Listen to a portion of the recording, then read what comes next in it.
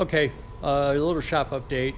It's going to be kind of all over the place, cover a bunch of different topics, but as I told you in my last Ford video, the Ford haul truck video, that I was going to be making a haul to New Hampshire, a excavator, and I made that haul. So part of this video is going to be about the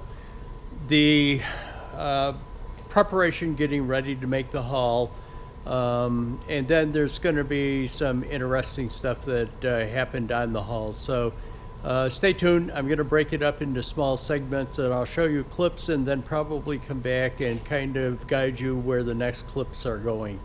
So I'll bring you back. Just a brief clip. I had put the trailer behind my shop yesterday and tried to clean it off because it was caked with mud from when I went to the junkyard and took my wife's old truck there.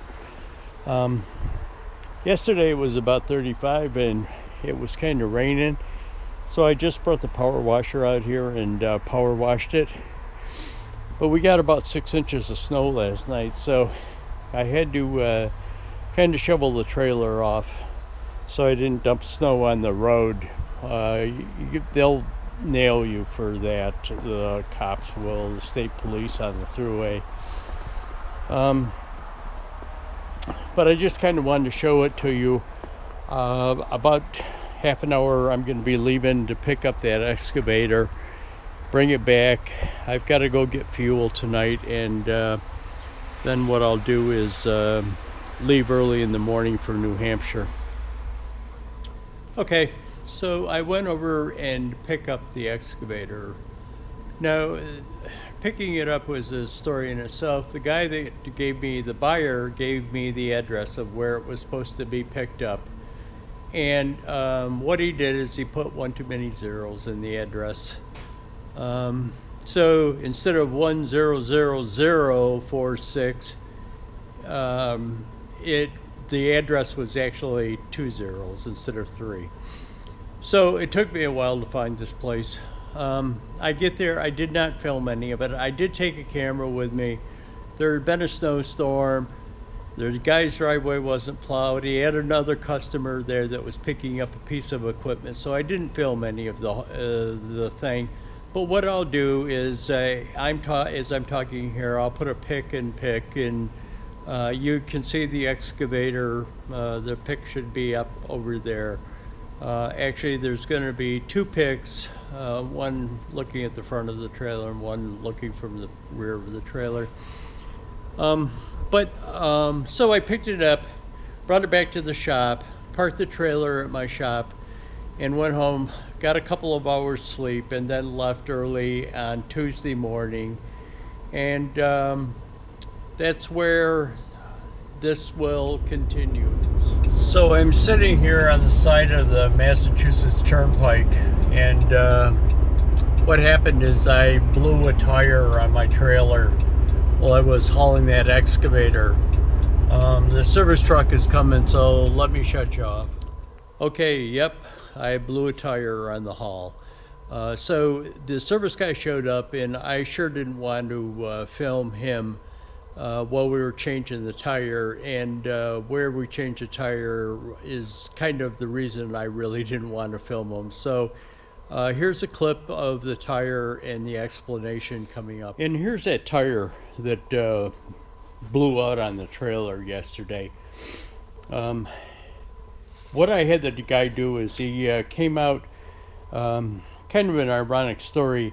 He really couldn't change it. We were kind of on the side of, again, on the side of the Massachusetts Turnpike. And it was kind of in a bad spot. So unbeknown to me, because I was kind of just on the crest of a hill, and you couldn't really see over the edge or around the corner of the brow of the hill. Unbeknown to me, about 200 yards past that crest of the hill was a state trooper's barracks. So what he had me do is pull my trailer into the trooper's barracks, and I kind of parked it right in front of the trooper's barracks, and he jacked it up. He had a 20-ton jack, and he got the trailer up in the air.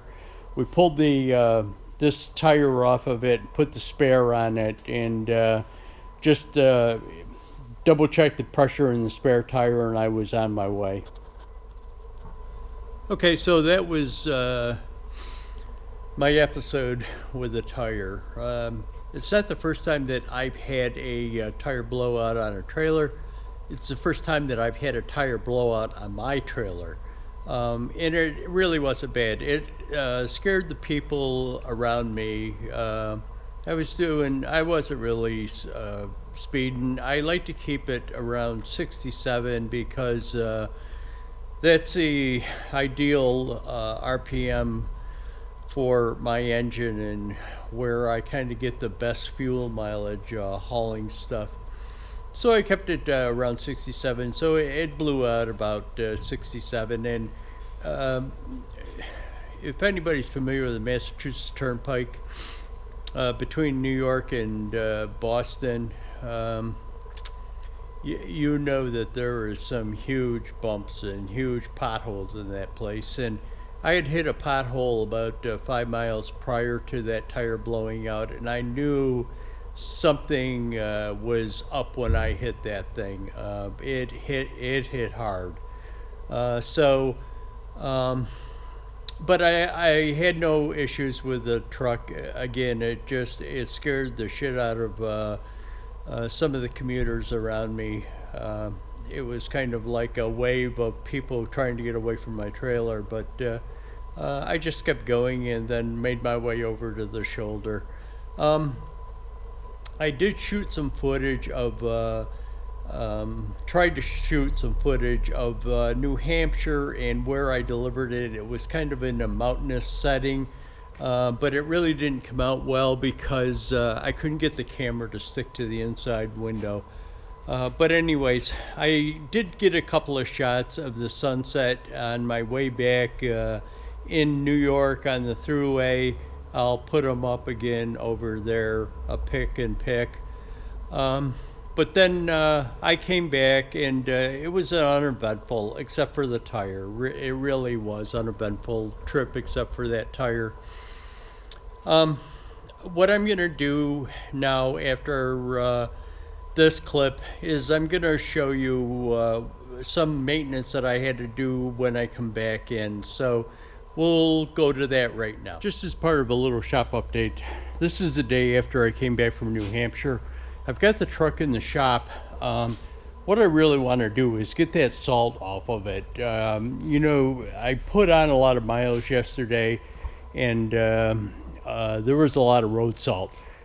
New York and Massachusetts is notorious for using salt, so even though well, when I left in the morning it was snowing, but when I got to the other side of Rochester it kind of quit, but the roads are still just covered with it, and the film coming up off of the roads, the salt coming up off of the roads from traffic is just notorious. This truck was absolutely white when I came in here this morning. So one of the things that I like to do is even if you just hose it off, to get the salt, most of the salt off of it. And I know it's kind of an exercise in futility because it's supposed to snow again today, and we're supposed to get a storm, and the salt will be back on it again. But just getting it off or trying to rinse it off and keep it off of it is a good thing. It helps the truck from rusting notoriously like they do in New York State because of the salt use.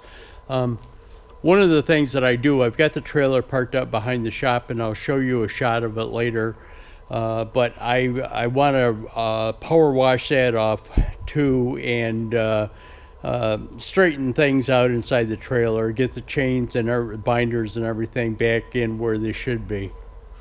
But I'll just show you a brief shot of that when I do it too.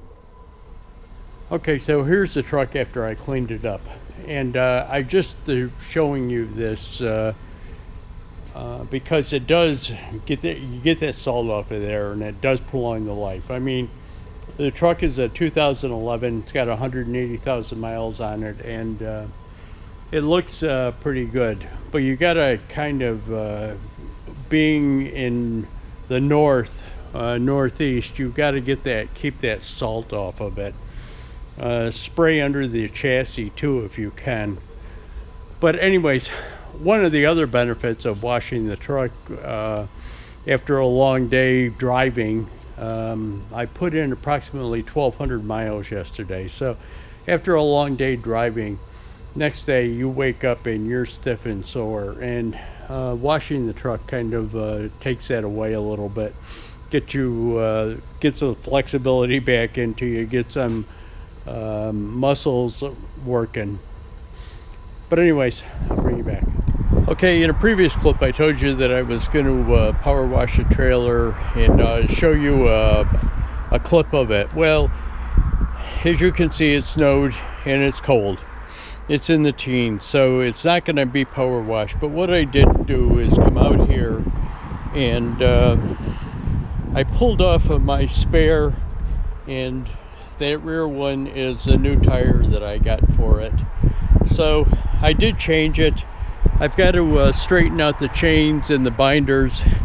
I've got the spare in the shop, and I just want to clean that rim up and get some of that rust out. That rust is from the spare holder on the trailer from sitting there for so long. That chain binder, that had got bent, the handle had got bent, so I brought it in the shop and straightened it out a little bit. But anyways, there's that. One last thing is I didn't think that I was going to be hauling anything for a while, but I might have to make a small haul tomorrow. Just some steel. I've got to go down, and I might have to go down and pick up some steel from a steel supply house and run it over to Dunkirk.